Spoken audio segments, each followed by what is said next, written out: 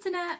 So in this video I'm going to be talking about the lower part of the scale of awesomeness. Now I know that you might be a bit like, oh my god, I'm so low on the scale of awesomeness, this is terrible, but don't worry, if you're watching this video and you want to move up the scale of awesomeness, then you're doing great, and I've got some really practical tips and advice from the Bullies Out website on how you can move all the way up to level 8.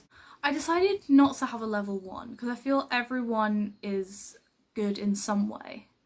So level 5 is the passive supporter. So you may not really take part in the bullying, but you'll laugh at the bully's jokes and maybe talk to them afterwards about how funny it was. So you're still supporting the bullying. Then there's the active supporter who might stand around going, fight, fight, fight. Once again, not cool. Or may perhaps egg the bully on. Then we have the follower who takes part in the bullying but doesn't instigate it, and finally the bully who will go out their way to cause misery. Now I know that this may sound really daunting if you're maybe a bully and you're like, oh my god, what have I done? But don't worry, everybody makes mistakes, and this is all about practical tips on how you can move up the scale of awesomeness. So before you can start doing any of these things, which I'm going to talk about, you have to first admit to yourself that what you're doing is bullying behaviour. You have to sit yourself down and say, what I'm doing is bullying and it's wrong. Don't go into a massive spiral of self-guilt or anything. Just acknowledge that what you're doing is wrong and then try to change it. There isn't any point in hating yourself, but there is a point in trying to move on and be a better person.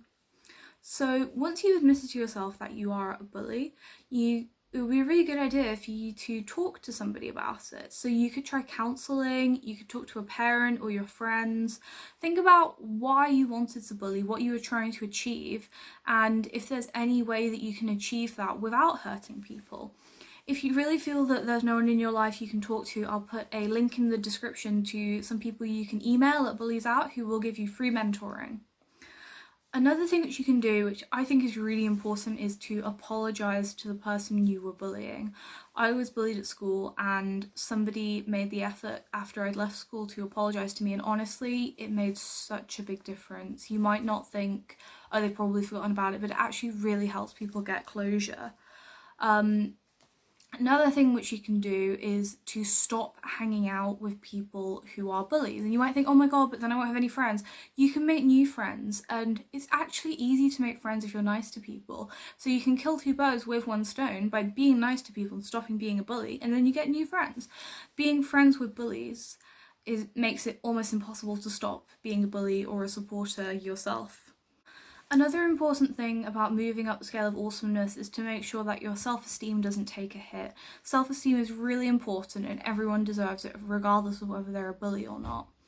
So you could try volunteering to make you feel good about yourself, or you could just try talking to someone, or our gratitude journal, which I've done a series on and there will be a link to in the description.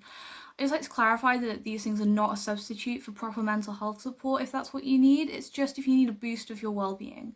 You could try writing good things about yourself and try working towards making them even better. And finally, just think about the way that you approach situations.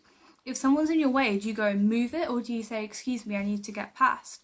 Sometimes we just slip into automatic habits of being aggressive, and that's not because you want to be aggressive or you're a bad person or something. I don't really believe anyone's a bad person. It's just that you slip into these habits, and the good news is you can get out of those habits.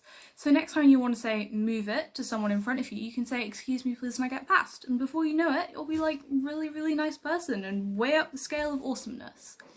So that's the end of my series on the scale of awesomeness. I really hope it was helpful. I just like to stress, even if you are at the bottom of the scale of awesomeness on level 2, you're not a terrible person, you're not bad, it's just your behaviour which needs to change, and there are really good things about you. This just maybe isn't one of them.